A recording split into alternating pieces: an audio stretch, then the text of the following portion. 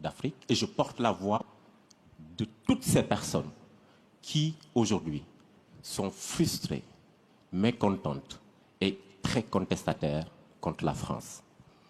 Je porte la voix de ces personnes-là aussi à travers Internet qui nous insultent, qui nous traitent de moutons. Parce que tout simplement, on a accepté votre invitation, Monsieur le Président. On est venu dialoguer et derrière, on se fait insulter. On est venu réfléchir pour imaginer des lendemains. Et on se fait discréditer. Je vais vous dire pourquoi. Ces personnes-là qui, derrière le clavier, nous insultent, nous comprenons et entendons leurs insultes. Et nous voulons porter leur voix. Et je vais vous les transmettre. C'est de la colère, c'est de la tristesse et c'est beaucoup de mécontentement. L'Afrique et la France ont eu un passé commun. Et ce passé est toujours présent, lourd à porter pour nous. Nos grands-parents nous ont raconté l'histoire de la colonisation. Elle est d'hier, elle n'est pas encore ensevelie. Nos parents nous ont raconté la France-Afrique et ce qu'a été cette France-Afrique.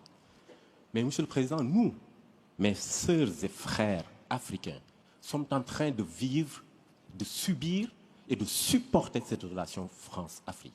C'est cela que j'ai envie de vous transmettre et de vous dire.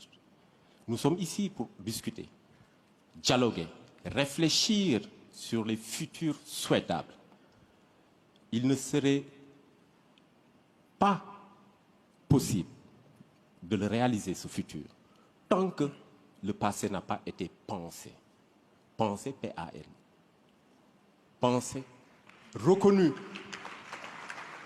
Il serait une chimère que de vouloir un futur avec les plaies du passé. Monsieur le Président, ce passé est lourd et continue à peser sur nous. Je vais vous inviter maintenant. Vous pouvez remettre votre costume de président.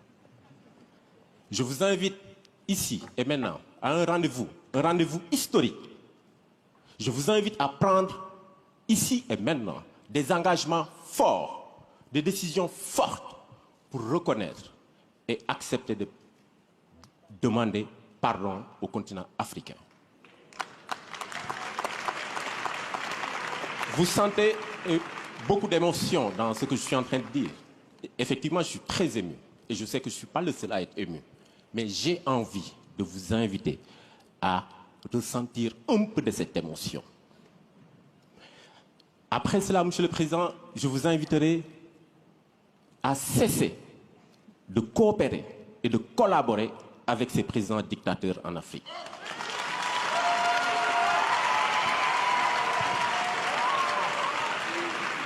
Monsieur le Président, toujours avec votre costume de président, je vous demanderai et vous inviterai à arrêter cette pseudo-coopération paternaliste. Programmez un dispositif de retrait progressif et définitif de vos bases militaires en Afrique. Ensuite, Monsieur le Président, je vous invite, ensemble, mettons un mécanisme de collaboration franche afin de renforcer les acquis démocratiques dans notre pays. Nous vous avons proposé un fonds par le biais de Achille. Mais il ne faudrait pas que ce fonds soit uniquement financé et porté par la France.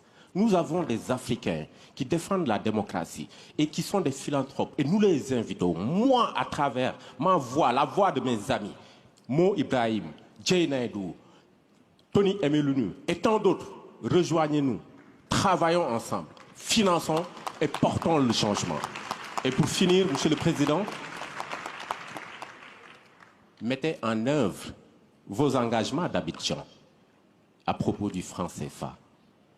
Mettez en œuvre, mais allez au-delà. Prenez la décision historique de refuser à partir de maintenant la garde de la réserve des fonds du franc CFA ici en France. Je vous remercie. Je termine, Monsieur le Président, en vous disant que si nous devons construire un champ, il nous faut penser le passé. Il nous faut faire tomber les symboles et il nous faut changer et modifier les postures. Je vous remercie. On pourrait